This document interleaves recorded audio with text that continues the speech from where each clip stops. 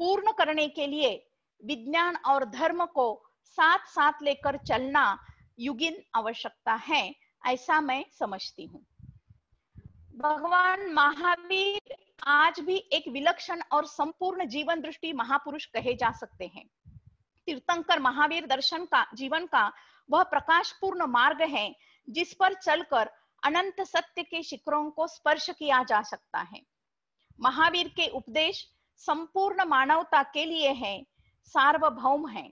उनके अनुसार आत्मोन्नति की दिशा में गतिमान होने के लिए प्रत्येक जीव स्वतंत्र है। यह कर्म सिद्धांत है जैन दर्शन का कि प्रत्येक जीव स्वतंत्र है और प्रत्येक जीव में क्षमता है मोक्ष प्राप्त करने की। इसलिए भगवान महावीर का दर्शन ही 21वीं शताब्दी की ओर बढ़ते हुए मानवता के कदम को सही दिशा में अग्रसर कर सकता है। भगवान महावीर को जानने के लिए सबसे पहले हमें उनके दया, प्रेम, करुणा, क्षमा आदि जीवन मूल्यों को समझकर ही उनकी देशना को जीवन में उतारकर उनके प्रति हमारी श्रद्धा प्रकट करनी होगी। सिर्फ महावीर जयंती महोत्सव को संपन्न करने के साथ साथ हमें उनके मूल्यों को, जीवन मूल्यों को, उनके तत्वों को अपने जीवन में उतार लेना ही आज की प्रासंगिकता है, वह बहुत जरूरी है। महावीर के चरित्र को जो अपनाएगा वह उनके तत्वज्ञान को अपने आप पाएगा। भगवान महावीर का चरित्र देखा जाए तो उनका पूरा जीवन 73 इयर्स का था।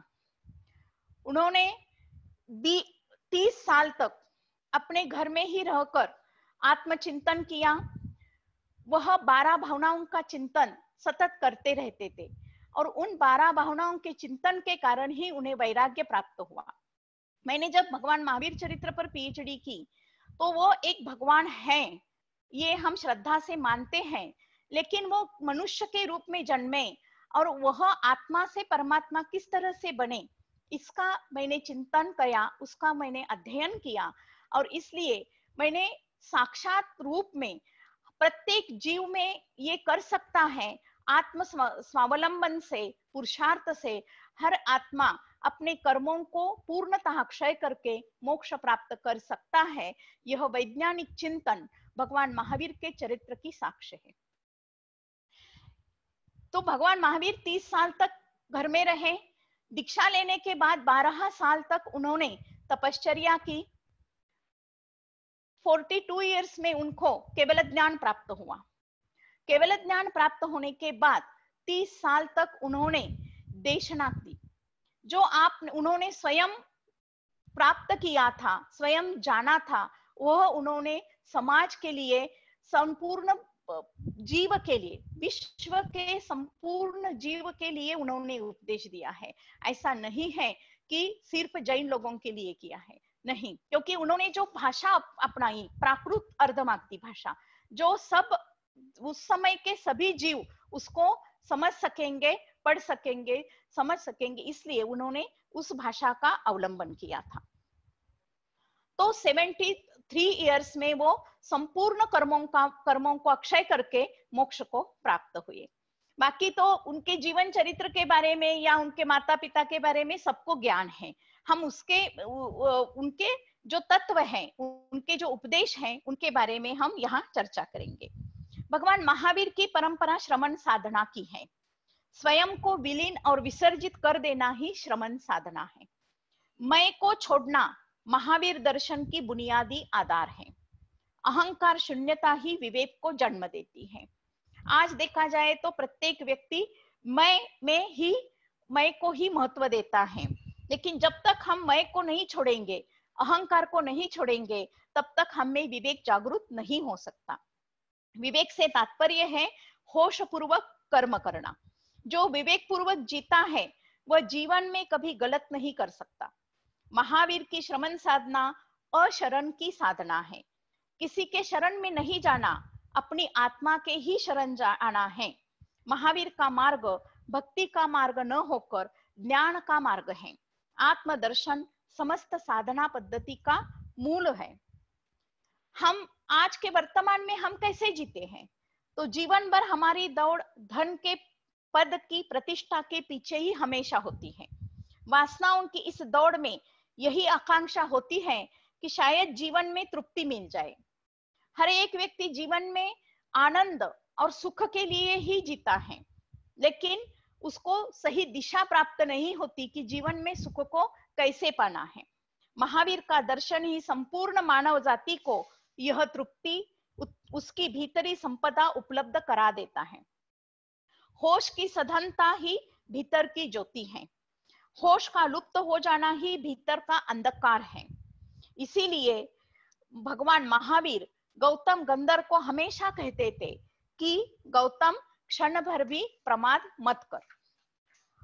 भगवान महावीर के विचार दर्शन में तो ऐसी जीवन संजीवनी शक्ति है जो युगों तक उन्हें अमरत्व प्रदान करेगी। भगवान महावीर के चरित्र से प्रेरणा के दो माध्यम हैं। उनके जीवन चरित्र में व्याप्त करुणा और वीतरागता, यही जैन दर्शन का केंद्र बिंदु है। अहिंसा, सत्य, अस्तेय, अपरिग्रह, ब्रह्मचर्य, संयम, तप, ध्यान, त्याग और अनेकांत महावीर के चरित्र के निर्माण तत्व है। अतः महावीर किसी एक धर्म, जाति, राष्ट्र विशेष की धरोहर नहीं है, समस्त मानवता के प्राणों की वो धरोहर है। विषमता मिटाओ और आदमी को हर जगह आदमी समझो, यह सामाजिक क्रांति का, समता का एवं सह अस्तित्व का सूत्र महावीर के चरित्र का केंद्रीय स्वर रहा है। अपने पूर्व तीर्थंकरों की परंपरा के दार्शनिक तत्वों को तत्कालीन परिस्थिति में सुगठित और बुद्धिगम्य व्यावहारिक रूप देने में तीर्थंकर महावीर की महत्वपूर्ण भूमिका रही है। 23 तीर्थंकरों की परंपरा में जो उन्होंने तत्व हमें बताए हैं, उनका ही भगवान महावीर ने सामाजिक चिंतन के आधार पर, तत्कालीन सामाजिक चिंतन के आधार पर भगवान महावीर ने उनकी पुनर्व्याख्या की है। भगवान महावीर ने आत्मविकास के द्वार सबके लिए खोल दिए थे। आज हमें फिर एक बार भगवान महावीर को मंदिरों से मुक्त कर आत्म कल्याण एवं लोक कल्याण के द्वार सबके लिए खोल देने चाहिए। भगवान महावीर के चरित्र एवं विचारों को ऐसी युगीन भाषा देनी चाहिए जिसे युवा पीढ़ी तथा विश्व के सभी मानव समझ सके। आज का मनुष्य सबसे बड़ा दुर्भाग्य यह है कि तथाकथित सभ्यता के विकास के साथ उसकी सहज, सरल एवं स्वाभाविक जीवन शैली उससे छीन गई है।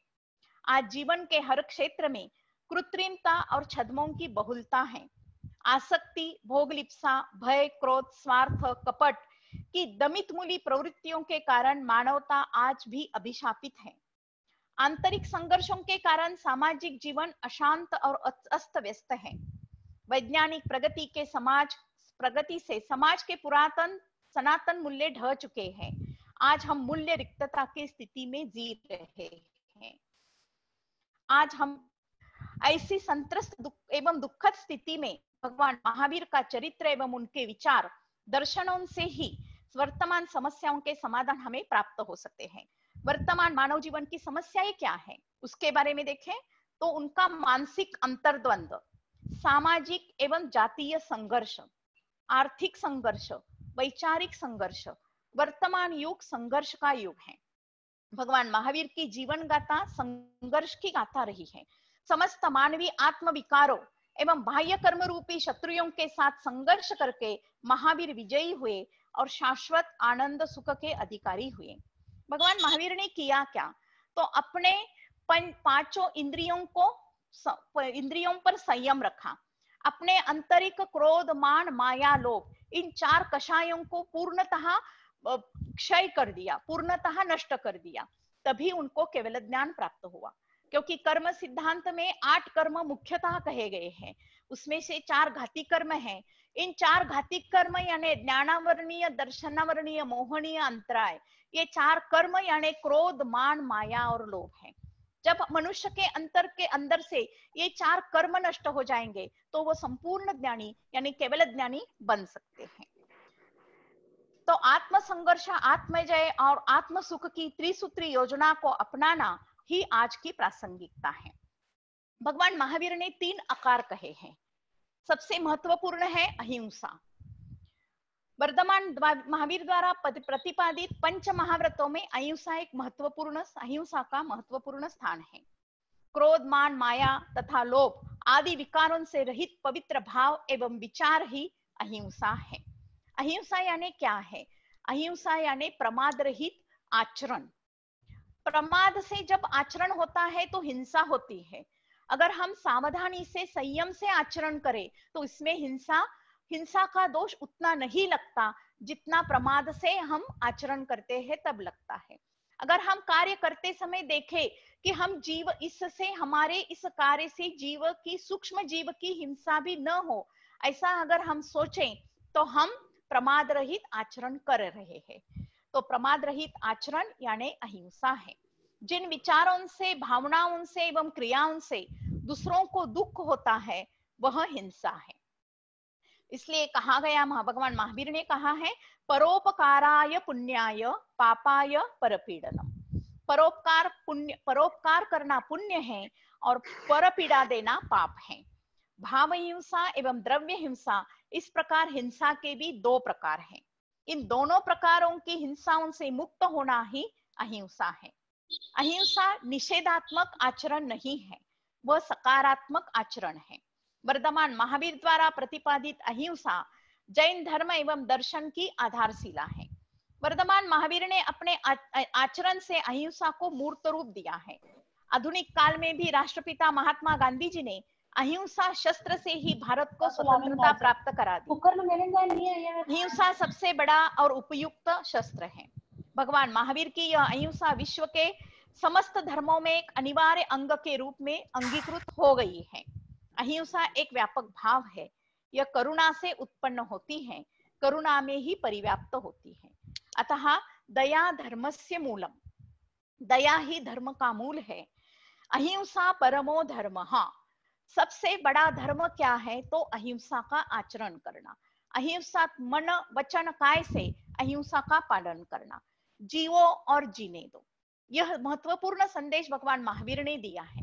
जीवो और जीने दो। और आज भी हम कोरोना वायरस के रूप, आज जो भारत पर या संपूर्ण विश्व पर जो बहुत बड़ी महामारी का जो महामारी आई है, तो उसमें सबसे महत्वपूर्ण संदेश क्या है? तुम खुद जीवो और दूसरों को जीने दो, इसलिए अपने आप को लॉकडाउन कर लो। तो आज भी किस तरह से ये अपने वर्तमान में उपयुक्त है, ये हम देख रहे हैं। परस्परोपग्रहो जीवानाम, हम परस्पर उपकार करके ही जी सकते हैं। तो यह परस्पर जीवानाम, यह संदेश, यह सिंबल भी विश्व के 6 द्रव्यों को दर्शाता है। आदि जैन धर्म के घोष वाक्य अहिंसा पर ही आधारित है। वर्तमान संदर्भ में व्यक्ति, समाज, राष्ट्र एवं विश्व मानवता की रक्षा और विकास के लिए अहिंसा अनिवार्य मानदंड रहा है। अब दूसरा अ है अपरिग्रह। आज का युग अर्थ प्रधान और यौन प्रधान है। समाज में जो विषमताएं व्याप्त हैं, उसके मूल में मनुष्य की परिग्रही एवं वासना वृत्ति है। अतः महावीर ने इसके लिए अपरिग्रह अर्थात परिग्रह, परिमाणु, अनुव्रत और महाव्रत, इन 2 स्तरों पर प्रस्तुत किए हैं। अहिंसा पंच अनुव्रतों का पालन करने से समाज में व्याप्त आर्थिक संबंधी समस्याओं के समाधान हमें प्राप्त हो सकते हैं। जो 5 अनुव्रत कहे हैं भगवान महावीर ने श्रावकों के लिए, और वही अनुव्रत, वही व्रत महाव्रत के रूप में मुनियों को है। उनकी चर्चा हम यहाँ नहीं करेंगे। हम श्रावकों के लिए जो आवश्यक है उसकी ही बातों को देखेंगे। अहिंसा, सत्य, अस्तेय, अपरिग्रह, ब्रह्मचर्य, ये अहिंसा के से ही ये बाकी के 4 व्रत निकलते हैं।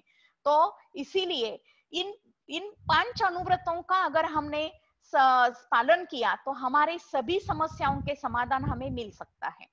भगवान महावीर ने मनुष्य की संचय की वृत्ति पर संयम रखने का उपदेश देकर मानव जाति के आर्थिक एवं नैतिक संघर्षों के निराकरण का मार्ग प्रशस्त किया है। महात्मा गांधी जी ने भी स्वयं आचरण से समाज को अपरिग्रह का सिद्धांत समझाया है। इस तरह से हमने अपरिग्रह को देखा है। अब हम देखेंगे अनेकांत, तीसरा अनेकांत यानी सत्यान्वेषी दृष्टि। भगवान महावीर की विश्व को सबसे बड़ी देन कौन सी है? तो वो है अनेकांत यानी सत्यान्वेषी दृष्टि। आज मानव समाज में धार्मिक संघर्ष, जीवन मूल्यों में वैचारिक संघर्ष, राजनीति दलों के संघर्ष अपनी चरम सीमा पर है। भगवान महावीर के विचारों में इस संघर्ष के मूल में एकांतवादी दुराग्रही वृत्ति है। दूसरे धर्म, संप्रदाय, मतवाद को पूर्णता मिथ्या कहना, यही सबसे बड़ा मिथ्यात्व है। अब मिथ्यात्व और सम्यक्त्व, इस बात को भी हमें समझना चाहिए। सम्यक्त्व क्या है? वस्तु के स्वरूप को, जो यथार्थ रूप है वस्तु के स्वरूप का, उसको समझना सम्यक्त्व है। और वस्तु के स्वरूप को यथार्थ रूप से हम अनेकांत दृष्टिकोण से देखने के बाद ही समझ सकते हैं। इसलिए अनेकांत दृष्टिकोण ही सम्यक्त्व की समता बढ़ाता है, समता ही सम्यक्त्व बढ़ाता है, और सम्यक्त्व से ही आगे मोक्ष मार्ग की सीढ़ी चढ़ सकते हैं। इसलिए सम्यक्त्व और मिथ्यात्व के भेद को समझना बहुत महत्वपूर्ण है। तो मिथ्यात्व क्या है? वस्तु के स्वरूप को विपरीत समझना मिथ्यात्व है।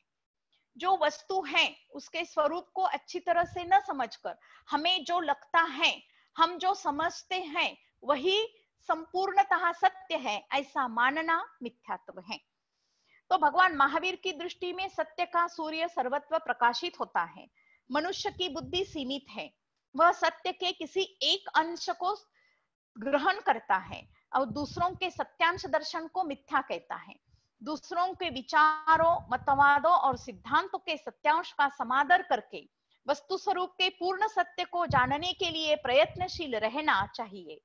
मनुष्य की एकांतवादी दुराग्रही वृत्ति वस्तु सत्य को देख पाने में असमर्थ बना देती है।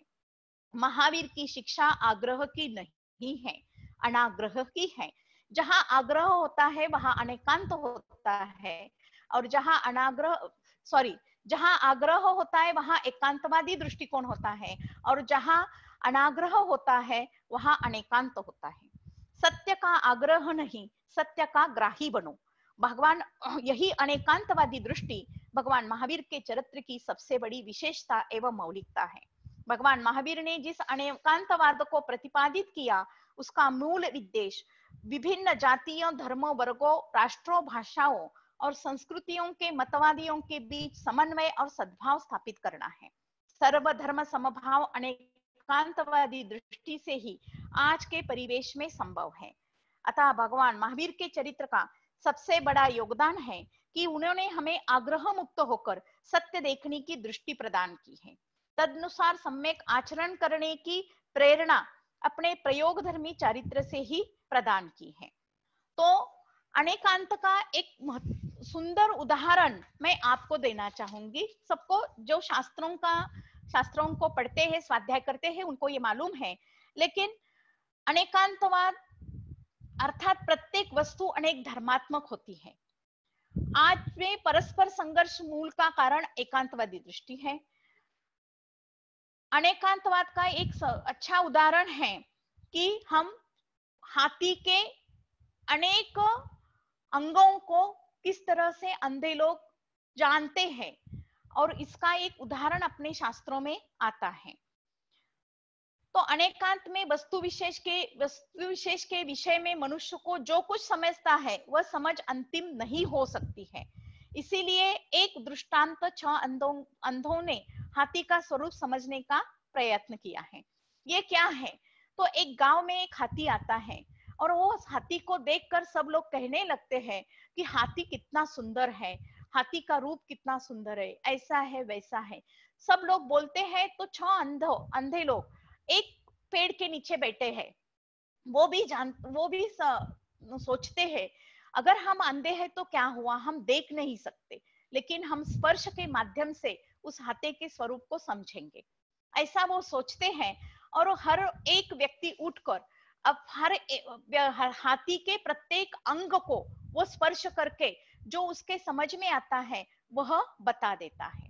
तो ये क्या है? देखो, एक ने उसकी पूंछ पकड़ी, दूसरे ने सूंड, तीसरे ने कान, चौथे ने पैर और पांचवे ने पीठ, छठे ने दांत। यदि पूंछ पकड़ने वाला हाथी को रस्से के समान है ऐसा कहता है, सूंड पकड़ने वाला उसको अजगर के समान कहता है, कान पकड़ने वाला उसे सूप के समान कहता है, पैर पकड़ने वाला उसको खंबे के समान कहता है, पीठ पकड़ने वाला उसे दीवार के समान और दांत पकड़ने वाला उसे तलवार के समान मानकर अपने विचारों को दूसरों पर लादते रहते हैं और संघर्ष बढ़ता रहता है। वहां पर संघर्ष शुरू हो गया क्योंकि हर एक व्यक्ति कह रहा था मेरा जो मत है वही सही है, और वो एक एक स्वरूप को जानकर उसके बारे में संघर्ष कर रहे थे। लेकिन हमारे जैसा जिसके आंखें हैं वो वहां से जा रहा था, वह व्यक्ति कहता है अरे ये जो आप छह लोग हर एक हाथी के एक एक भाग को, एक एक पार्ट को कह रहे हैं, मैं दृष्टि से देख सकता हूँ, मेरी दृष्टि संपूर्ण दृष्टि से मैं हाथी के संपूर्ण स्वरूप को देख सकता हूँ। जब ये 6 पार्ट एक साथ जुड़ जाएंगे तभी पूर्ण हाथी का स्वरूप हम समझ सकते हैं, तभी पूर्ण हाथी बन सकता है। तो यही वर्तमान महावीर ने हर एक कथन को सत्यांश के रूप में स्वीकार किया और कहा है सबके सत्यांश को मिलाकर एक पूर्ण सत्य ज्ञात हो जाता है। जैसे 6 व्यक्तियों के भिन्न भिन्न मत को मिलाकर पूर्ण हाथी बनता है। समन्वयता की दृष्टि से यही समन्वयवादी दृष्टि ही अनेकांत के मूल में है। तो ये अनेकांत बहुत महत्वपूर्ण है। अगर हम कुटुंब में, हमारे परिवार में, हमारे समाज में जहां हम व्यवहार करते हैं, हमारे बिजनेस का सभी जगह हम अगर दूसरों के मत को अंशतः भी स्वीकार करते चले गए, उनको सुनते चले गए, तो आज जो संघर्ष के मूल है उसको हम कम कर सकते हैं। पूरी तरह से खत्म तो नहीं होगा लेकिन कम कर सकता है। और जो भी भगवान महावीर के तत्व है, उनके जो भी सिद्धांत हैं, जो भी जैन दर्शन के सिद्धांत हैं, वो सभी आत्म कल्याण के लिए हैं। आत्म कल्याण के साथ हम क्रोध नहीं करें, कषायों को नहीं बढ़ाएं, तो इससे हमारा ही कल्याण होगा। क्योंकि जब हम कषाय बढ़ाएंगे तो अपना ही आत्मा का घात होगा, अपना ही शारीरिक हमारे समस्याएं निर्माण हो जाएगी। इसलिए जो भी करना है अपने लिए करना है, यह सोचकर अगर हर व्यक्ति इन सब बातों का पालन करता चलेगा तो समस्याएं नहीं रहेगी और समाधान हमें प्राप्त हो जाएंगे। अब यही जो अनेकांत, ये विचार की दृष्टि है। विचारों में अनेकांत है और वाणी में स्यादवाद, यानी हम बोलते समय कैसे बोले। तो स्यादवाद से तात्पर्य है कि यदि कथन शैली में ऐसा ही है, ऐसे के बदले ऐसा भी हो सकता है, ही के बदले अगर हम भी का प्रयोग करें तो सभी के कथन ठीक हो जाते हैं। ही में आग्रही भूमिका है और भी में हम भी आप भी समझ ले, ये संदेश जाता है। हाथी रस्से के समान ही है, इसके बदले में अगर हम कहे कि हाथी रस्से के समान भी है तो यह स्यादवाद है। स्यादवाद में दूसरों के मतों का आदर होता है। वर्तमान महावीर ने विश्व मानव को साधवाद और अनेकांतवाद जैसी जीवन शैली का उपदेश दिया है।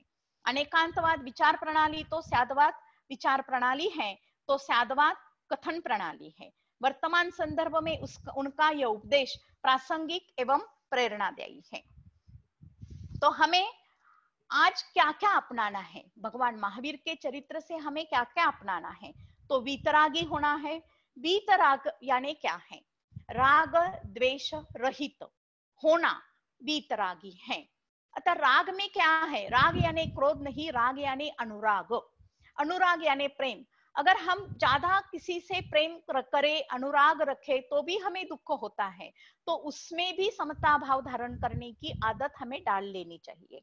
अहिंसावादी होना चाहिए, मानवतावादी होना चाहिए, क्योंकि सब मानव में जैसा जैन दर्शन का अगर एक ही वाक्य में अगर हमें समझाना है तो आत्मतुला संदेश बहुत महत्वपूर्ण है।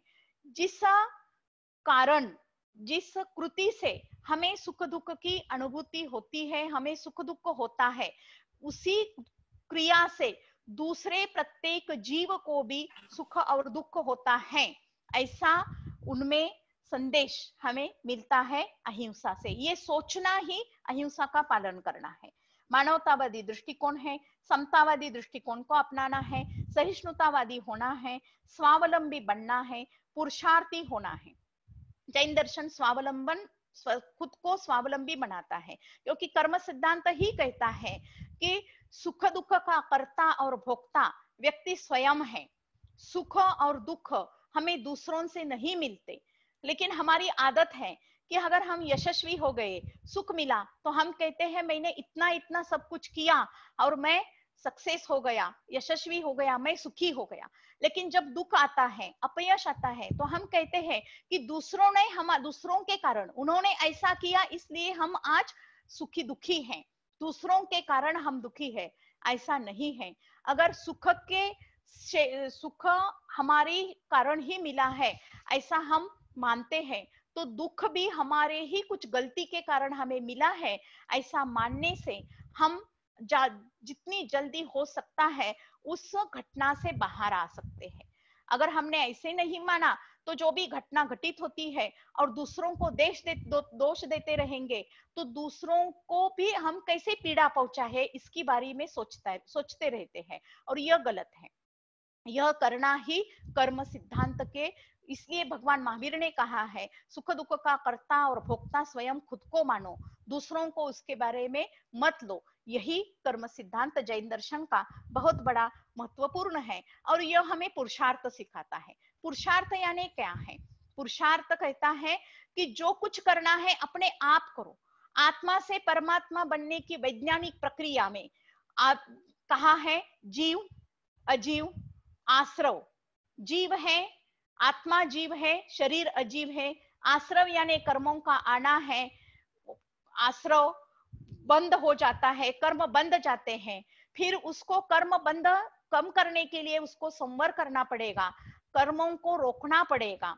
फिर उसी से फिर आगे चलकर कर्मों की निर्जरा होगी। जीव, अजीव, आश्रव, बंध, संवर, निर्जरा और फिर मोक्ष। मोक्ष जैन दर्शन की मोक्ष की संकल्पना है पुण्य पाप से तो छूटना ही है, लेकिन जब तक पुण्य नहीं छूटेंगे तब तक आत्मा मोक्ष प्राप्त नहीं कर सकता। तो इतनी सूक्ष्मता से जैन दर्शन ने हमें बताया है।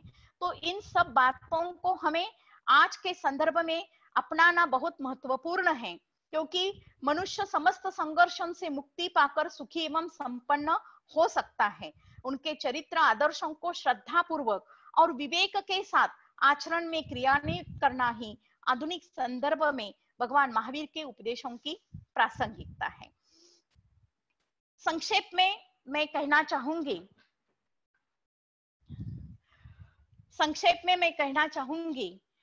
कि अनेकांतवाद जीवन के समस्त संघर्षों एवं विषमताओं से बचने के लिए एक आदर्श जीवन दृष्टि है। वर्तमान संदर्भ में देश का नेतृत्व वही सफलता से कर सकेगा जो अनेकांतवादी दृष्टिकोण रखता है।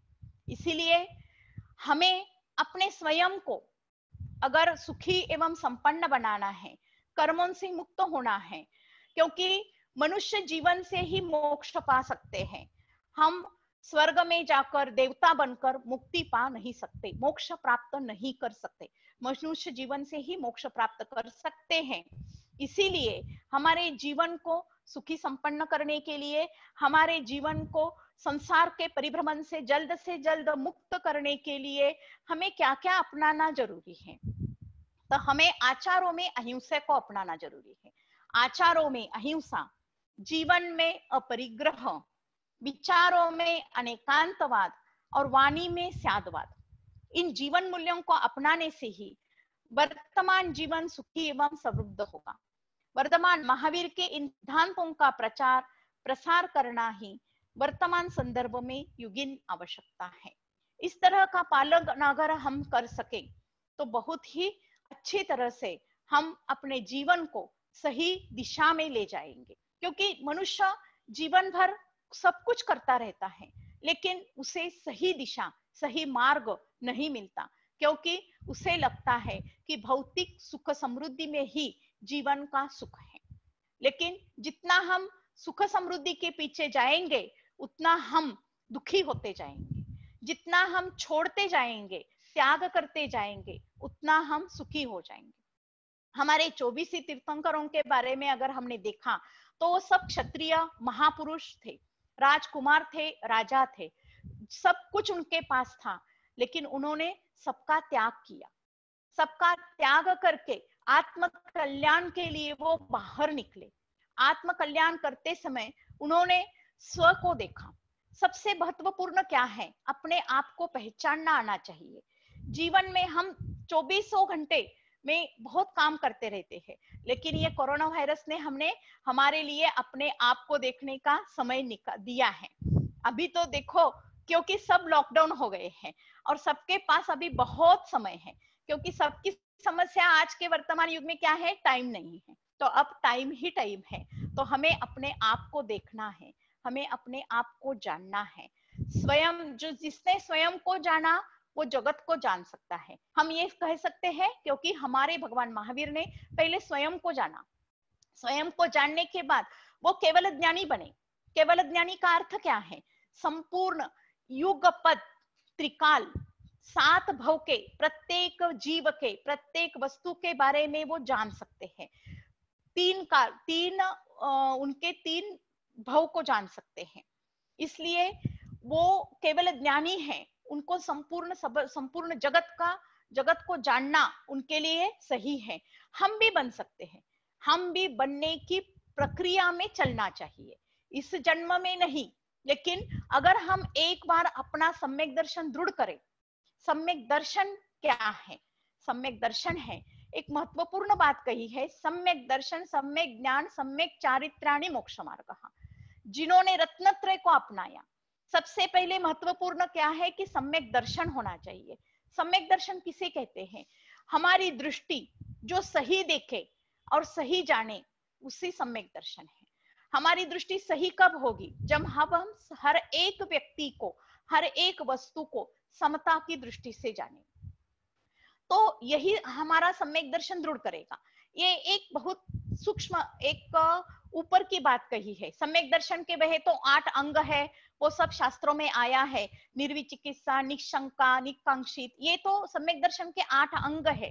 यानी क्या है, हमें सबके बारे में अटैचमेंट छोड़ना चाहिए। हमारा ज्यादा क्या होता है, हम सबसे अटैच करते हैं। जितना हम डिटैच होते चले जाएंगे, उतना हमारा सम्यक दर्शन दृढ़ होता जाएगा। हमें डिटैच की प्रक्रिया को सीखना है।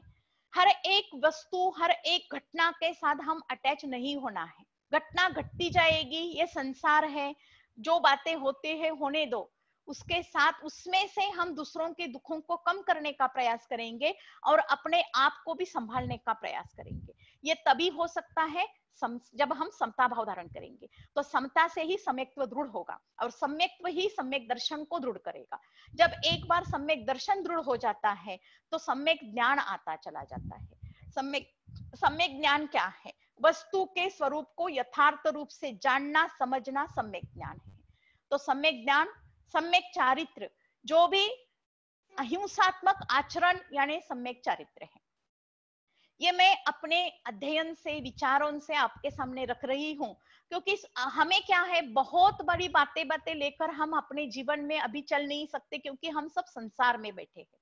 तो संसार की बातों को समझते हुए, हमारे हर रोज के कार्य करते हुए भी हम इस अध्यात्म को कैसे अपनाएं, ये हमें समझना बहुत महत्वपूर्ण है। तो अध्यात्म के साथ, अध्यात्म जैन दर्शन वीतरागी विज्ञान है। वीतरागी विज्ञान यानी क्या है, वैज्ञानिक दृष्टिकोण से हमें समझना है, यहाँ कोई किसी भी प्रकार की अंधश्रद्धा नहीं है। जो है, जो करोगे वो पाओगे। जैसा जैसा तुम आगे बढ़ते जाओगे, उसके फल तुम्हें अपने आप प्राप्त होते जाएंगे। यानी जैन दर्शन वीतराग विज्ञान है। उस विज्ञान को हम प्रयोग करके देखना चाहिए। विज्ञान क्या है, प्रयोगशाला में उसके प्रयोग करो और उसके रिजल्ट लो, तभी हम उसके ऊपर, उसमें हम आगे बढ़ सकते हैं। सम्यक दर्शन की महत्वपूर्ण बात है श्रद्धा। जिन वाणी पर, जिन दर्शन पर, जिन धर्म ग्रंथों पर श्रद्धा रखना, श्रद्धा पूर्वक हमें उसको पढ़ना है, आचरण करना है, यही जैन दर्शन है। तो इस तरह से हमें सबको समझना चाहिए। ये बहुत महत्वपूर्ण बातें हैं। जब एक बार सम्यक दर्शन दृढ़ हो जाता है तो आगे चलकर सभी बातें दृढ़ होती चलती जाती है। यही मेरा कहना था। इसलिए हमें ये एक महत्वपूर्ण बात ध्यान रखनी चाहिए कि हर रोज हमें स्वाध्याय करना चाहिए।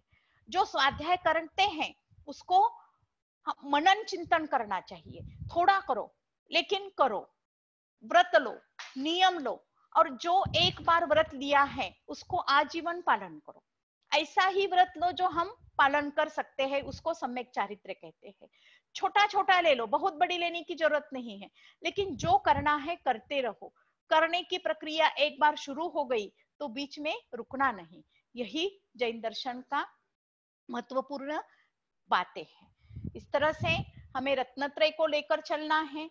अपने जीवन में अनेकांत, अहिंसा, स्यादवाद, अपरिग्रह को लेकर चलना है। अपरिग्रह के बारे में और एक कहना चाहूंगी, क्योंकि हम तो संसार में हैं, सबका त्याग करें ये होता नहीं, लेकिन जो भी हमारे साथ वस्तुएं, हमारा जो भी है, बंगला चाहिए, गाड़ी चाहिए, वस्तुएं चाहिए, और सब कुछ चाहिए, लेकिन उसका उपयोग करो, लेकिन उसमें आसक्त होकर मत करो। वो साधन है, साध्य नहीं, इसको ध्यान में रखो। साधन के रूप में उसका उपयोग करोगे तो अपरिग्रह का पालन होता चला जाएगा। जैसे हम उसमें अगर हम हमारा है, मेरा मेरा मेरा कहते रहेंगे तो हम उसमें अटकते चले जाएंगे। हमें क्या करना है, यह मेरा नहीं हमारा है। जब हम मैं को छोड़कर हम पर आ जाते हैं तो हम अपरिग्रह का पालन करने के लिए बाध्य हो जाते हैं। तो इससे ऐसी छोटी छोटी बातों से हम वर्तमान में भी, आज के इस स्थिति में भी हमें यह पालन करने से हम सुखी एवं संपन्न हो सकते हैं। और ये जरूरी है कि आज के युवा पीढ़ी को हमें ये समझाना है, वो किस तरह से उनके सामने जाए, किस तरह से उनको समझे, और वो ज्यादा से ज्यादा, क्योंकि उनकी भाषा में उनको समझाना है। हम शास्त्र की भाषा लेकर बैठेंगे तो वो नहीं, उनमें उतना टाइम उनके पास नहीं है, लेकिन जितना है उतना भी अगर उन्होंने समझ लिया तो उनका जीवन सुखी और संपन्न हो सकता है।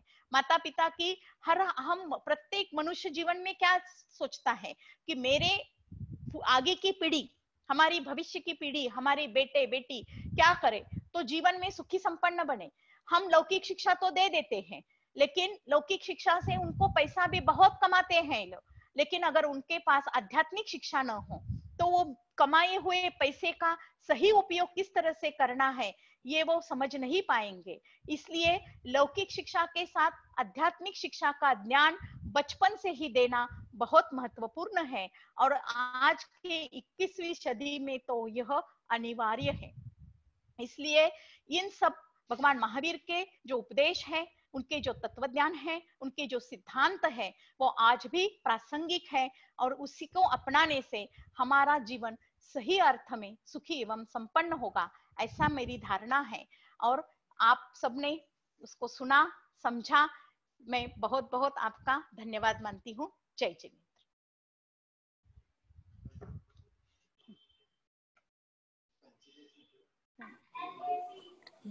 थैंक यू सुषमा जी, काफी एनलाइटिंग था।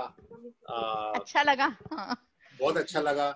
I just wanted to tell few things which and then I will unmute everybody to ask the question. मैं सबको रिक्वेस्ट करता हूँ कि क्वेश्चन चैट पे भी कर सकते हैं। few questions आया है मेरे पास।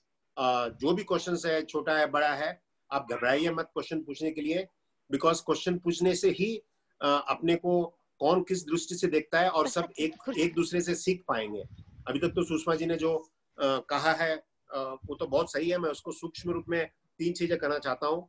उन्होंने बहुत सही कहा कि स्वयं को जानो फिर जग को जानो, बट आज अपन लोग सब जग को जाने की कोशिश करते हैं बट स्वयं को नहीं जानते हैं। I think that's a very important point. दूसरा, उन्होंने बहुत ही एक छोटी चीज में कहा कि सब वाद विवाद यही है, ही से भी करो, बस सब कुछ चेंज हो सकता है। जितने भी कॉन्फ्लिक्ट है ही और भी के ही है। तीसरा, उन्होंने बहुत अच्छी बात कही, साधना है साधन है, साध्य नहीं। उन्होंने कहा कि साधन है, हर चीज जो यूज करते हैं अपने लिए साधन है बट साध्य नहीं। और एक और अच्छी बात कही जिन्होंने कहा कि मेरा नहीं हमारा है। अगर एक छोटी छोटी चीज हमें ध्यान में आ जाए तो आई थिंक लाइफ बहुत चेंज हो सकता है। इफ कोई भी अगर प्रश्न पूछना चाहे तो पूछ सकते हैं। मैं उसको अनम्यूट करूंगा, बट सुषमा जी पहले मेरे क्वेश्चन से शुरू करता हूँ, then I will take others questions also. मैं ये जानना चाहता हूँ कि एक जेनरिक क्वेश्चन है, महावीर से भी रिलेटेड है, क्योंकि आपने तो पीएचडी किया हुआ है। इंग्लिश में कहूँ कि हिंदी में कहूँ? मेरे लिए हिंदी में थोड़ा कष्ट है, बट कर दूंगा आप कहेंगे। हाँ, मैं हिंदी में कहूंगी। ठीक। मेरा आंसर हिंदी में रहेगा। मेरा प्रश्न, हाँ, हिंदी में दे दो, हिंदी में दे दो। अगर महावीर इस वर्तमान में क्या इम्पोर्टेंस है, यही आपने सब्जेक्ट था आज, और आपने महावीर के ऊपर रिसर्च किया है, तो आपकी दृष्टि में एक जात विवाद का दृष्टि, उस लेंस को आज की तारीख में कैसा देख पाएंगे? बिकॉज जो हम कल्पसूत्र में वगैरह पढ़ते हैं, जितना भी हमको जानता है कि त्रिशला माता के जो छोटे से कुल में उनका जो ये हुआ था, जन्म हुआ था, फिर वो वो कुल चेंज करके फिर त्रिशला माता के कोप में महावीर का ये चेंज किया, तो क्या एक जजमेंट नहीं है? How do we prevent caste? ये जो जात का वाद विवाद है, इसको कैसे प्रिवेंट करते हैं इस युग के लिए, इस टाइम में 21st सेंचुरी में उसको कैसे प्रिवेंट कर सकते हैं? हाँ, मेरा क्वेश्चन क्लियर है? क्लियर है, हाँ, क्लियर है। ये दिगंबर संप्रदाय में ऐसा मानते नहीं है कि वो त्रिशला के कोक में ही जन्मे हैं और उन्हीं के कोक से वही गर्भधारणा हुई और वही से आए हैं, ऐसा है। लेकिन अभी आप कह रहे हैं तो उसके बारे में आज के वर्तमान युग में तो उसके सही बोलो तो भाई साहब, मुझे उसके बारे में मैंने जानता पढ़ा नहीं है, और ये इस तरह का है। आपका क्वेश्चन क्या, और क्या चाहते हैं आप इसके बारे में? इससे मुझे अगर दिगंबर में नहीं है, नहीं, एक कास्ट सिस्टम क्यों है? जात विवाद इतना चल रहा है आज की तारीख में। हाँ, ये नहीं होना चाहिए ना। क्या जैनिज्म में है कि जात नहीं नहीं, हाँ, बिल्कुल नहीं है। इसीलिए तो प्रत्येक जीव स्वतंत्र है और प्रत्येक जीव में क्षमता कहा है। और हमारे इसमें देखा तो जैन ये शब्द बहुत बाद में आया है। ईस्वी सन के 2री सदी में जैन शब्द आया है। उसके पहले तो श्रमण धर्म कहा जाता था, और सब हमारे तीर्थंकर क्षत्रिय थे। क्षत्रिय यानी जो भी इस श्रमण साधना में आएंगे वो श्रमण धर्म है। अर्हत धर्म कहा जाता था, श्रमण धर्म कहा जाता था। तो जो इस साधना में चले वो कोई भी चल सकते हैं, ऐसा नहीं है कि जैन को ही ये साधना कर सकते हैं। इसलिए जो भी इसका आचरण करेगा, जो भी इस सिद्धांत का पालन करेगा, वो जैन है। जैन किसी को कहते हैं? जिन्होंने कषायों को जीता है, 5 इंद्रियों को जीता है, वो जित है। जिन्होंने जीता है वो जिन बने, और जो जिन के अनुयायी है वो जैन है। इसलिए जो भी इंद्रियों को और कषायों को जीतेगा, इंद्रियों पर संयम रखेगा, 4 कषायों को पर संयम रखेगा, वो जैन कहलाएगा, ऐसा है। तो इसलिए ये उस समय में भी ये जातिवाद का ये नहीं था ज्यादा।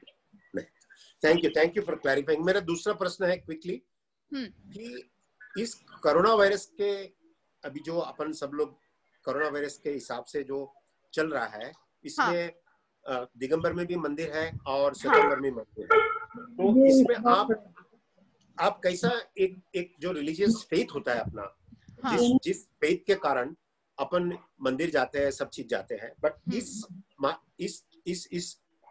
अभी जो कोरोना वायरस का चल रहा है, इसमें सब मंदिर वगैरह बंद है। और क्या उस फेथ को ठेस पहुंचाया? और सब लोग अभी साइंस के हिसाब से देखते हैं और वो फेथ के हिसाब से नहीं देखते हैं। तो आपकी दृष्टि से ये जो मंदिर और हर रिलीजन में बंद किया है, क्रिश्चियन में भी बंद किया है, आपने जैन धर्म बंद किया है, तिरुपति भी बंद है, तो आपको क्या लगता है कि why this shift has happened?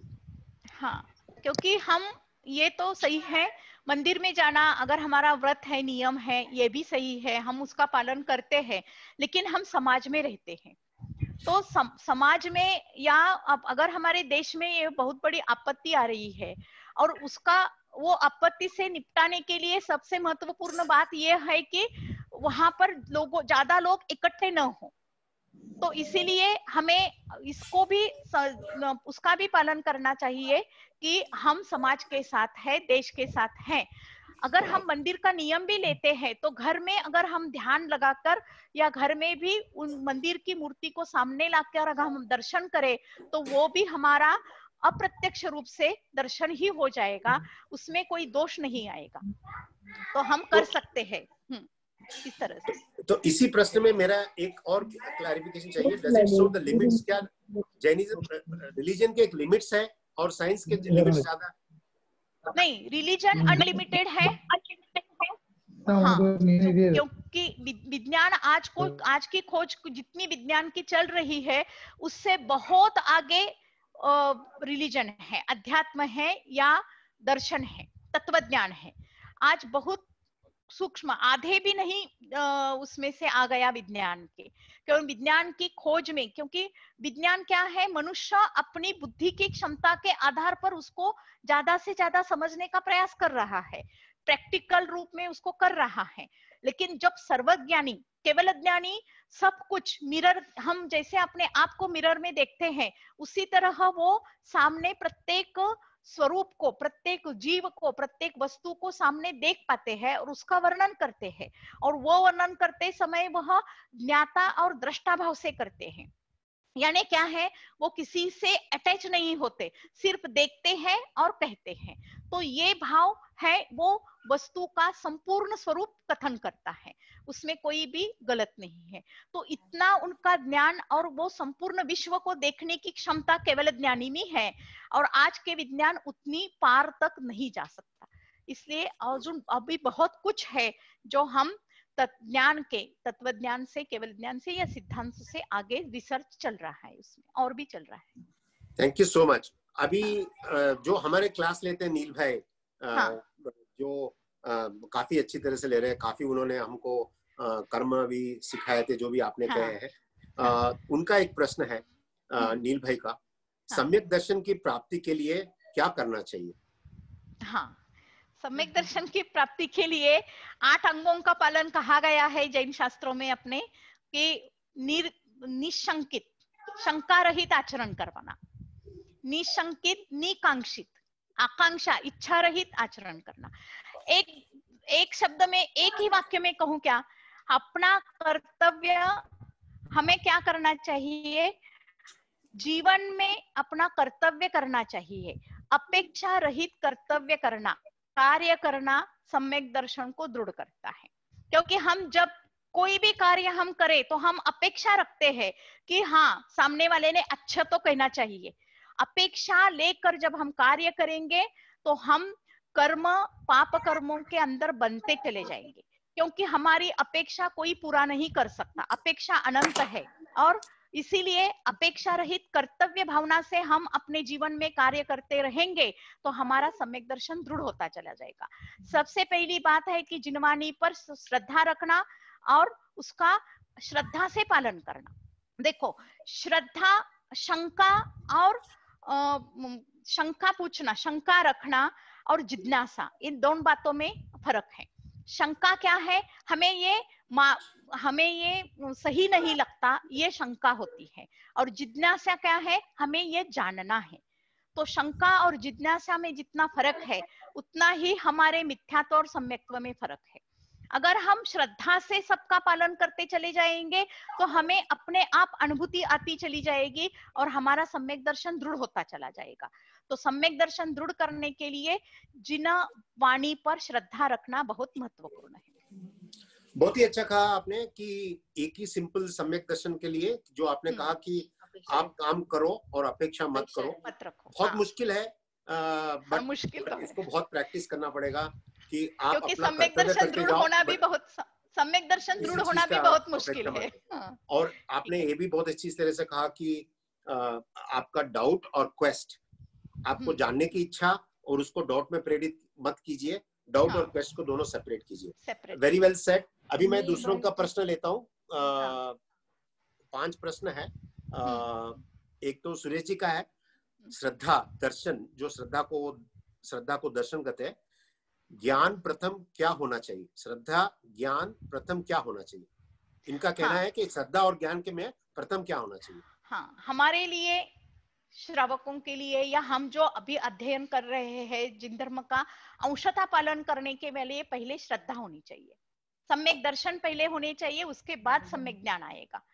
लेकिन जो केवल ज्ञानी भगवंत है उनको सम्यक दर्शन और सम्यक ज्ञान एक साथ युग पर उनमें प्रकट होता है, उनको दर्शन और ज्ञान एक साथ रहता है, तो उनका युगपथ होता है। लेकिन हमारे जैसे संसारी मनुष्य में और उससे भी ज्यादा मुनि दीक्षा लेने वाले मुनि दीक्षित जो है आर्य का और मुनि, उनके लिए अलग है। लेकिन हम संसारी श्रावकों के लिए तो सम्यक दर्शन पहले है, उसके बाद ही सम्यक ज्ञान आएगा।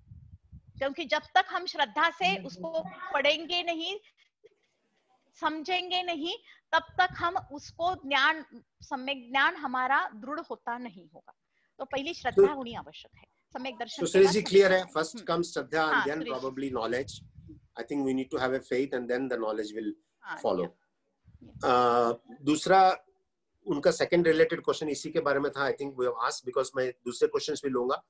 वर्तमान युग में उत्तम पाटिल का प्रश्न है, वर्तमान युग में कर्म का क्षय करने हेतु हम श्रावकों को क्या उपाय स्टेप्स करने चाहिए? वर्तमान युग में कर्म का क्षय करने हेतु हम श्रावक को क्या उपाय करने चाहिए? दशलक्षण के 10 धर्मों को जितने हो सकता है अपनाना चाहिए। क्षमा, मार्दव, आर्जव, शौच, सत्य, संयम, तप, त्याग, अकिंचन्य और ब्रह्मचर्य, इन 10 धर्मों को जितना हो सकता है अपने आप में अंगीकार करना चाहिए। यानी क्रोध को कम करना चाहिए, मान यानी अहंकार को कम करना चाहिए, माया यानी लोभ, माया यानी कपटपना, उसको कम करना चाहिए, स्वार्थी होकर नहीं कार्य करना चाहिए। और फिर लोभ, यानी लोभ तो सर्व पापों का बाप है, सब पाप जो बनते हैं वो लोभ के कारण ही होते हैं। तो इन 4 कषायों को कम करने का प्रयास करना चाहिए। तो ये 4 कषाय कैसे कम होंगे? क्रोध को हम क्षमा से जीत सकते हैं, मान को हम मार्दव से जीत सकते हैं, और माया को हम आर्जव से, मार्दव यानी मृदुता, आर्जव यानी सरलता, और लोभ को हम अपना संयम से जीत सकते हैं, सत्य से जीत सकते हैं। इस तरह से इन 10 धर्मों को हम साल में ही नहीं करना है, एक बार पर्युषण पर्व करना है साल भर में, ऐसा नहीं सोचना है। जितना हो सकता है अपने डेली जीवन में भी उसको अपनाने का प्रयास करना चाहिए। इससे हम हमारे thank you so much. I think उत्तम पाटिल, शायद आपको मैं इसको संक्षिप्त में नहीं कह पा रहा हूँ, बट शायद आप समझे रहेंगे। अब ये क्वेश्चन है जिनका नाम उधर इधर से ठीक से नहीं दिख रहा है, बट उन्होंने क्यू.com उनका मोबाइल नंबर से है। समता में रहने के लिए कला कैसे पाना, इसलिए क्या करना चाहिए, कैसे करना चाहिए? समता में रहने के लिए कला कैसे पाना है, इसलिए क्या करना चाहिए, कैसे करना चाहिए?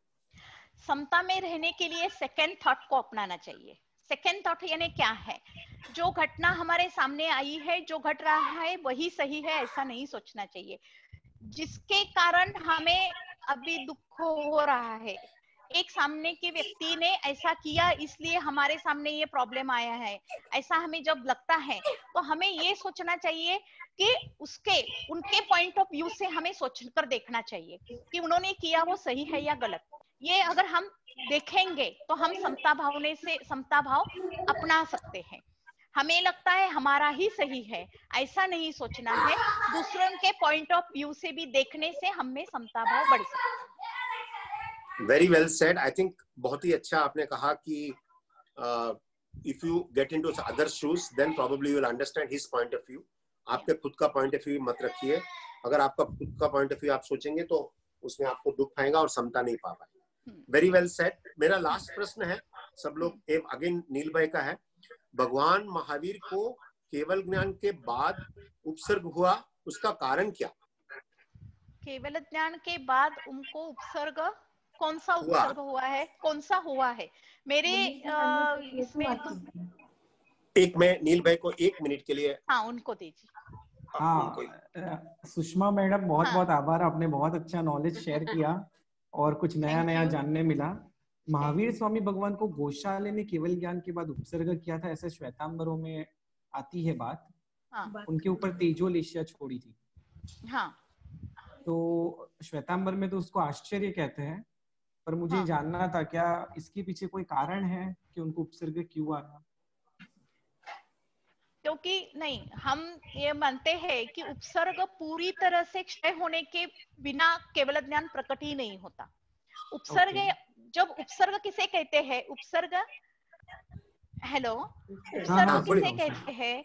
हाँ, तो उपसर्ग यानी क्या है कि कुछ तो उनका कर्म बाकी है। उपसर्ग यानी किसी के द्वारा अपने को क्षति पहुंचाना, किसी के द्वारा होने वाली क्षति, इसको उपसर्ग कहते हैं। तो उपसर्ग, वो क्षति कौन पहुंचाता है? जिसके साथ कर्म बंधा हुआ रहता है वो। तो जब तक पूरे कर्मों का, पाप कर्मों का पूरी तरह से क्षय नहीं होता, ये अंतराय कर्म है। उपसर्ग होने वाला कर्म को अंतराय कर्म कहते हैं। और 4 पहले घाती कर्म है जो पूरी तरह से क्षय होने के बाद ही केवल ज्ञान प्रकट होता है। तो इसीलिए ये बात है कि जब तक पूरी तरह से कर्मों का क्षय, पाप कर्मों का क्षय नहीं होता, तब तक केवल ज्ञान प्रकट नहीं होता। इसलिए उनको केवल ज्ञान के बाद उपसर्ग हुआ, ये बात दिगंबर साहित्य में नहीं मिलती है। ओके। तो ये तेजोलेशा और ये जो है ना, वो भगवान महावीर को उज्जैनी के स्मशान भूमि में भी उनके रुद्र के द्वारा उनको बहुत उपसर्ग हुआ था। उन्होंने बहुत उसमें, जो तेजोलेशा का आप बोल रहे हैं ना, तो इस तरह का उपसर्ग उन्होंने दिया था, लेकिन उनके उपसर्गों पे विजय पाने के बाद ही उनको केवल ज्ञान प्रकट हुआ था, ऐसा कहा गया है। ठीक है, ठीक है। हाँ। और कुछ है? समाधान हुआ कि नहीं?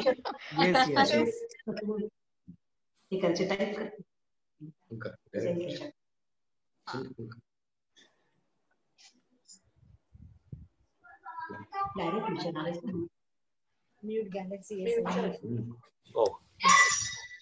एक मिनट, लास्ट प्रश्न सुभा जी का है, मैं उनको वो पूछना चाहते हैं।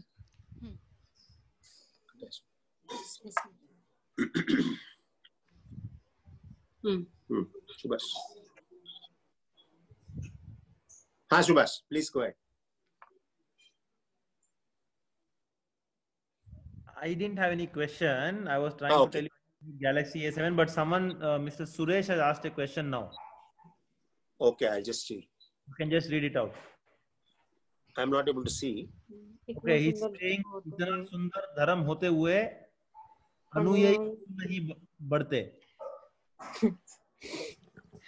हाँ, इसका बहुत अच्छा प्रश्न है, क्योंकि अनुयायी बढ़ते नहीं, क्योंकि सबको लगता है जैन धर्म का पालन करना है या नहीं, सब कुछ छोड़ना पड़ेगा, त्याग करना पड़ेगा। और आज के वर्तमान काल के 21वीं सदी में इतना सब कुछ छोड़ के, त्याग करके कोई मनुष्य जी नहीं सकेगा। इसलिए सब लोग कहते हैं, और सबको छोड़ो, आज की युवा पीढ़ी यही कहती है कि अगर हम वहां आए, कुछ करना है तो इसका त्याग करो, ये छोड़ो, ये छोड़ो, यही कहते हैं। लेकिन इसीलिए सब घबराते हैं उसको, लेकिन ऐसी बात नहीं है। त्याग मन से होगा तभी वो फलदायी होगा, लेकिन उसके पहले हमें बहुत लंबा रास्ता है, या उस रास्ते में अगर हमें किसी पर्वत पर चढ़ना है, तो पर्वत पर चढ़ते समय हमें उसमें कांटे मिलेंगे, पत्थर मिलेंगे, इन सबको बातों को हम पार करते करते आगे चलेंगे तो भी हम ऊपर चढ़ सकते हैं।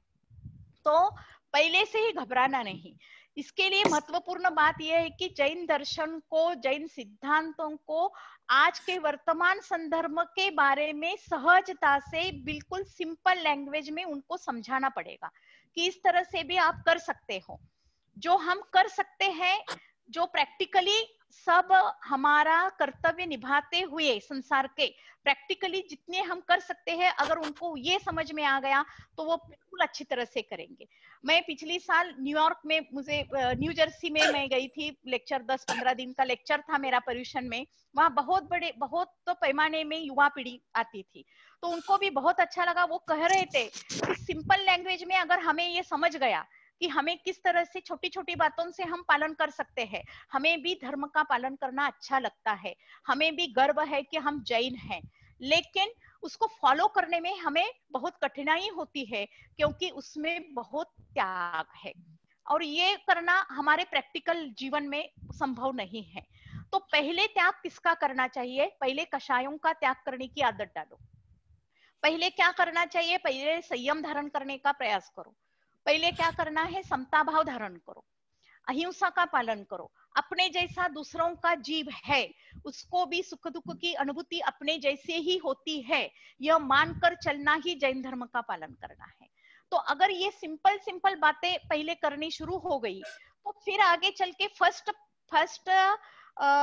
स्टेप पे पाए रखा तो वो सेकंड पे चढ़ेगा, सेकंड से थर्ड पे चढ़ेगा। लेकिन पहले उसको फर्स्ट स्टेप इजी होने लगनी चाहिए, तब वो उसमें पैर रख के दृढ़ हो सकता है। तो आज जरूरत है सिंपल लैंग्वेज में जैन धर्म को समझाने की, ऐसा मुझे। Thank you so much. I think very well said. I think everybody, thank you so much. I am unmuting and probably if any, आपका कोई प्रेयर्स है क्या? नमो निंतनम करके अपन करें जैसे भी आपको। हाँ, नमोकार मंत्र बोल के करते हैं। हाँ बोलिए सुभाष। हाँ, 1 minute. Dad has a question. Go ahead. Ask dad or you can ask on behalf of dad. Phone of मेरे भाई साहब पूछ रहे हैं।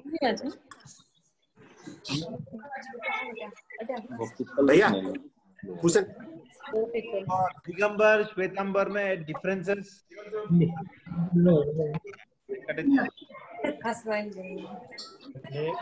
कहिए।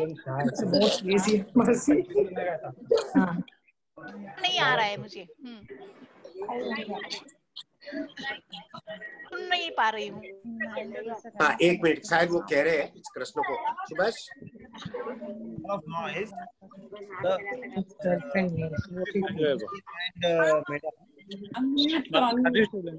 श्वेतांबर का जो रचना लाई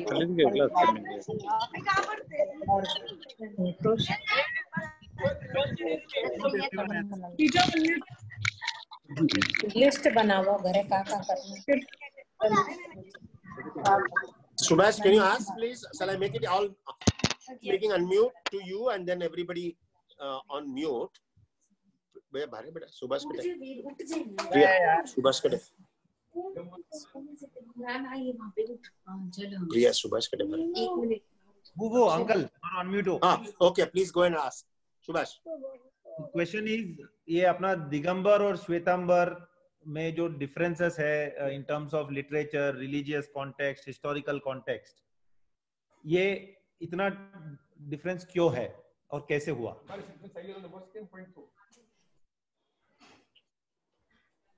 आवाज नहीं आती। You have to unmute the. Yeah.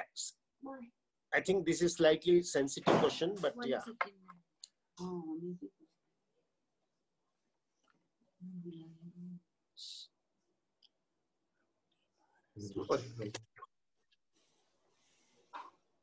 हाँ सॉरी, अभी आप बोलिए।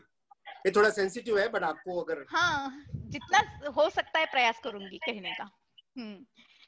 नहीं देखो कि दिगंबर और भगवान कहाँ पर फर्क है, तो भगवान महावीर के चरित्र को लेकर फर्क है, उनके सिद्धांतों को, उनके तत्वज्ञान को लेकर कोई फर्क नहीं है। चरित्र में क्या है कि भगवान महावीर की शादी हुई कि नहीं हुई, उनके फिर उनको अभी जो कहा वो उनके चरित्र के घटनाओं को लेकर ही डिफरेंसेस है, लेकिन उनके तत्वज्ञान को, सिद्धांतों को लेकर कोई डिफरेंसेस नहीं है। और ये कहा कैसे बने, क्यों हुए, इसके बारे में मैं कुछ कह नहीं सकती, क्योंकि ये आगे चल के जैसे जैसे गुरु महाराज होंगे, उन्होंने हर एक पंथ के गुरु महाराज ने उन्होंने जो समझा है परंपरा से उसको ही आगे बढ़ाया है, तो उसके बारे में हम कुछ नहीं कह सकते कि ये कैसे और क्यों है और कहाँ से शुरू हो गया। Thank you so much. I think Subhash, she's replied very, very well. She said, she's replied very well, saying basic principles are still same. Only the lifespan of Mahavir was. Yeah. Hi. This was a very wonderful lecture, actually. Thank you. Yeah, right from live and let live. Yeah. Thank you. Hi. Thank you. Jain धर्म के मूल्य आजकल के बच्चों में कैसे imbibe किया जाए? हाँ, तो इसके लिए बच्चों को छोटी छोटी बातों से कुछ भी हो, लेकिन घर से नमोकार मंत्र जब उनका सब स्नान वगैरह हो जाएगा तो पहले उनको घर से निकलने के पहले नवकार मंत्र को पढ़ के ही जाना है। वो कितनी बार पढ़े ये महत्वपूर्ण नहीं है, शास्त्र शुद्ध पढ़े ये महत्वपूर्ण है। उनका उच्चारण अच्छी तरह से होना चाहिए, उनके नमोकार मंत्र के वाइब्रेशन उनको अपने आप में महसूस करने की आदत, भले एक बार उसको पढ़ो और एक घर से निकलने के पहले, स्कूल को निकलने से पहले नमोकार मंत्र को पढ़ के ही जाना है। और अगर तुम्हें कुछ भी दिन भर में प्रॉब्लम आ जाए तो नमोकार मंत्र को याद करो, तुम्हारा प्रॉब्लम सॉल्व हो जाएगा। ऐसी उनकी श्रद्धा दृढ़ करते रहना चाहिए हमें, क्योंकि प्रॉब्लम तो आएंगे और सॉल्यूशन अपने आप आता जाएगा। लेकिन हम अगर ऐसे कहते रहेंगे कि तुम्हारे सामने प्रॉब्लम आ गई तो तुम नमोकार मंत्र को पढ़ो, तुम्हारा सब प्रॉब्लम दूर होते चले जाएंगे, तो इससे उनमें श्रद्धा बढ़ती रहेगी। और ये बहुत महत्वपूर्ण है कि एक बार उनका विश्वास दृढ़ हो गया कि हाँ मुझे नमोकार मंत्र पढ़ने से मेरे सब प्रॉब्लम दूर हो जाते हैं, तो वो श्रद्धा बढ़ेगी और वो अपने आप इसमें आगे जैसे जैसे बढ़ते चले जाएंगे वो जानने की कोशिश करेंगे कि हाँ हमें ये जानना है। तो ये बहुत महत्वपूर्ण है। और सबके लिए मैं कहना चाहूंगी कि सोते समय हमें अपने आप को जानना बहुत जरूरी है। हमने दिन भर क्या किया, हम क्षमावली साल में एक बार करते हैं, क्षमावली परमक साल में एक बार मनाते हैं, लेकिन ऐसा नहीं करना, हमें हर रोज की क्षमावली करना बहुत जरूरी है। ये भी किसी ने मुझे प्रश्न पूछा था कि सम्यक दर्शन दृढ़ करने के लिए क्या करना चाहिए। ये सम्यक दर्शन के लिए महत्वपूर्ण है कि सोने से पहले आज दिन भर में मुझसे किसी ने मुझे उसके साथ झगड़ा किया है, मेरा हुआ है या उन्होंने मेरे साथ किया है, मैं भी उनसे क्षमा मांगती हूँ और मैं उनको क्षमा भी कर देती हूँ। क्षमा मांगना और क्षमा करना, हर रोज की क्षमावली सोने से पहले, बेड पे जाने से पहले हम क्षमावली करनी बहुत जरूरी है। और फिर एक बार नवकार मंत्र पढ़ के ही सोना चाहिए। तो इससे क्या हो जाता है कि हमारा माइंड फ्री हो जाता है। हम ज्यादा देखो, हम जब सुबह उठते हैं तो कल क्या हुआ उसको सोचते रहते हैं, फिर 10-11 बजे तक वही चलता है, 9-10 बजे तक वही चलता है, फिर हम कार्य करते हैं, फिर दोपहर के बाद कल आगे दूसरे दिन क्या करना है यही सोचते हैं। तो हमें वर्तमान में रहने की आदत डालनी चाहिए। आज के दिन में हम क्या कर सकते हैं, आज के लिए हम क्या करें, यही सोचना, यही वर्तमान में जीने की आदत डालनी चाहिए। और इसलिए आज का जो हुआ उसके लिए क्षमा, और सबको क्षमा सबसे क्षमा, ये बहुत महत्वपूर्ण है। इससे सम्यक दर्शन दृढ़ होता चला जाएगा। Thank you so much. I think you said very well. धन्यवाद। I think you said very well, saying you can build your faith by doing the Navkar mantra. I think that this is the first time I heard how do you build the faith. Second, आपने बहुत अच्छी बात कही कि to be in present, to forget your past and not to think about the future. The best thing what you can do is forget and forgive. If you don't have forget and forgive, you can't live in the present. I think these with these two note, I think we will end. Make an Navkar mantra. Thank you so much for your time. We are delayed. Okay. I'm sorry for everybody for delaying the session because it was interesting. And we will end this with Navkar mantra. Thank you so much. Thank you so much. जय जिनेंद्र, सबको जय जिनेंद्र।